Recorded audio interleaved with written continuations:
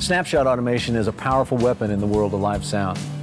The D-Show software offers streamlined control over its comprehensive, yet easy-to-use automation system. The Snapshots page of the D-Show software is at the heart of Venue's automation. Just left of center, you'll see a selection of familiar buttons, the first of which lets you disable the snapshot system.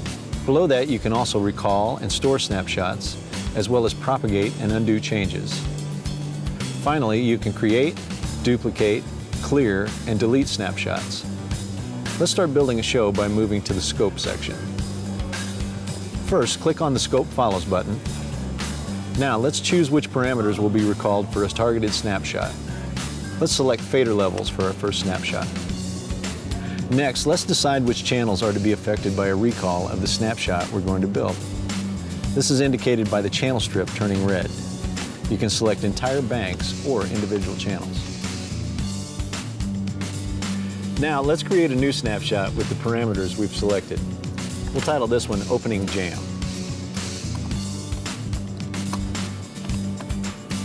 You can also send MIDI commands from a targeted snapshot. Let's choose a few and include them in Opening Jam.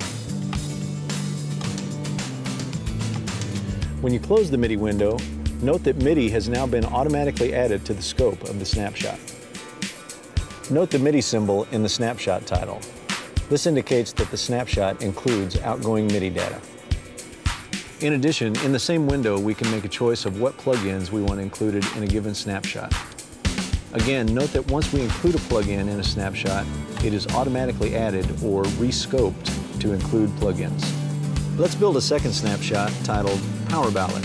This is done by first selecting New and then titling the snapshot.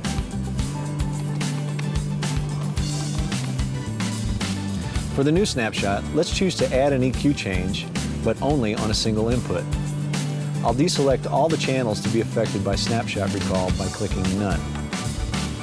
Now let's reselect the input we want to have change. In this case, let's choose channel 24. Next, let's choose EQ from the scope window. Notice it is dull red in color. Now add this parameter to the targeted snapshot by clicking Rescope. Notice EQ is bright red now, indicating that it is now a member of the targeted snapshot. Remember though, this is just for channel 24, as is indicated in the faders window. In our next example, let's make a change to a single fader and copy or propagate this change to any number of snapshots that have faders scoped. Let's pull down channel 24 for the bridge and solo of the Power Ballad. Target the snapshots where you want this change to happen and click Propagate.